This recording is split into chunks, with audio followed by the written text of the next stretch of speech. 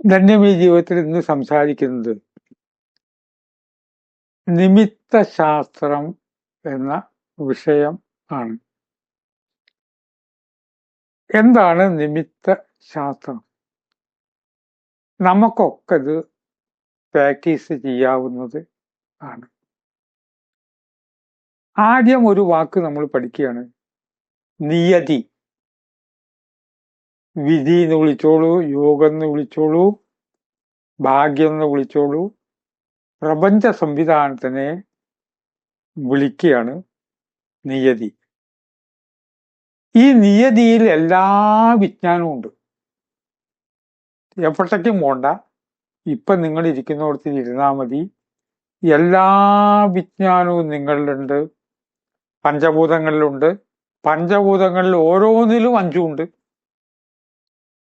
ഇതാണ് നിയതി.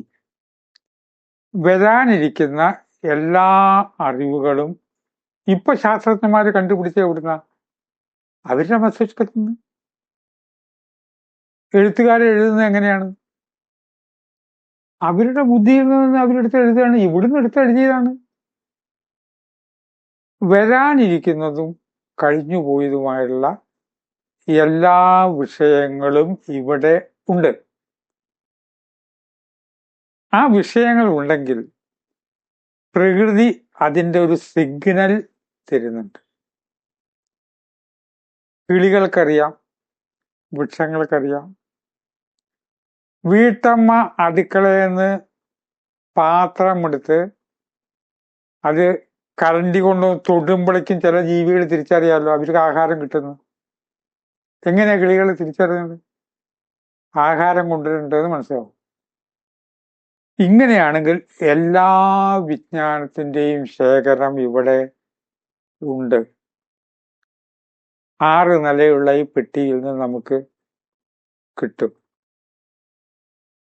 അഗസ്ത്യ മഹർഷി ഒരു തവണ നടന്നു പോകുമ്പോൾ കുറെ പക്ഷികൾ പറക്കുന്നു.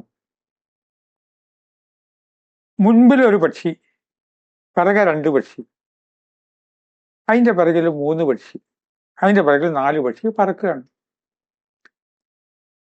ഒരു പ്രത്യേക സ്ഥലത്ത് എത്തിയപ്പോ ആ ഏറ്റവും മുമ്പിലത്തെ പക്ഷി നിശ്ചലമായി പിറകോട്ട് പറന്നപ്പോ എല്ലാ പക്ഷികളും കൂടി പറന്നു. ഇന്ത്യ അവിടെ നിന്നു. എന്തിനാ പക്ഷി പറഞ്ഞത്? ചിന്തിച്ചു. അകത്ത് ഈശ്വരനുള്ള ആളാണ് അഗസ്ത്യൻ. അകത്ത് ഈശ്വരനെ ഉണ്ടാക്കുന്ന ചെടിയാണ് അകത്തിച്ചെടി. ഇത്തരം കാഴ്ചകൾ കാണുമ്പോൾ നമ്മൾ ആലോചിക്കണം, എന്തോ ഒരു നിമിത്തമാണ്. ഇന്ത്യയെ നോക്കുമ്പോൾ ഈ പക്ഷികൾ എവിടുന്ന് വെള്ളം കുടിക്കാൻ ഇറങ്ങുന്നു, അവിടെ ആക്രമിക്കാനും ഭക്ഷിക്കാനും ഒരു മുതല അവിടെ ഉണ്ടായിരുന്നു. ആ സിഗ്നലാണ്. മുതല അവിടെയുള്ള സിഗ്നൽ ബാക്കിയുള്ളവർക്കും കിട്ടുമല്ലോ. നമ്മുടെ ജീവിതവും നമ്മൾ ബന്ധപ്പെട്ട ആളുകളുടെയും ഒരു വാക്ക്, വരി, ചലനം എന്നിവയിൽ നിന്ന് അവരുടെ ഭാവി മനസ്സിലാക്കുന്ന കാര്യമാണ് നിമിത്തം. ജ്യോത്സ്യന്മാരൊക്കെ കൃത്യമായിട്ട് നിമിത്തത്തെ ഉപയോഗപ്പെടുത്താറുണ്ട്.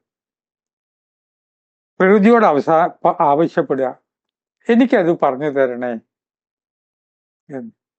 പറഞ്ഞു തരണേ എന്ന് ആവശ്യപ്പെടുമ്പോൾ പ്രകൃതി പറഞ്ഞു തരും. ചിലവര് രോഗം മാറ്റിത്തരണം എന്ന് പറഞ്ഞു വരും. മരുന്നില്ലാതെയല്ലേ മാറ്റുന്നത് പ്രകൃതി ചികിത്സയിൽ? മരുന്നുമില്ല, ഒന്നുമില്ലാതെ മാറ്റുന്നു. ആദ്യം ഇത് മാറുമോ എന്ന് നമുക്ക് നോക്കും. ഒരു നിമിത്തം കാണിച്ചു തരണം എന്ന് പറയും. ഇത് ലോകത്ത് മുഴുവൻ ഉണ്ട്, ഈ നിമിത്തം ഉണ്ട്. ആ നിമിത്തത്തിൽ നിന്ന് നമ്മൾ മനസ്സിലാക്കും ഇത് മാറുമോ. മാറില്ല. പക്ഷെ അവരോടൊന്നും പറയില്ല, ആരെയും വിഷമിപ്പിക്കരുത്, മാറില്ല ഒന്നും പറയില്ല. വിചാരിച്ച ബലം കിട്ടിക്കൊള്ളുന്നില്ല, രക്കിക്കും മറ്റുമൊക്കെ. പക്ഷെ പ്രപഞ്ചം നമുക്ക് ഏത് വലിയ കാര്യത്തിനും നിമിത്തം കാണിക്കുന്നുണ്ട്. ആ നിമിത്തം എന്നുള്ളത് വലിയൊരു ശാസ്ത്രമാണ്. ഇന്ന് നമ്മൾ നിമിത്തത്തെക്കുറിച്ച് ചിന്തിച്ചു എന്നേ ഉള്ളൂ. സബ്സ്ക്രൈബ് ചെയ്ത് പതിവായി കേൾക്കുന്നവരോട് നന്ദി പറയുന്നു. നമസ്കാരം.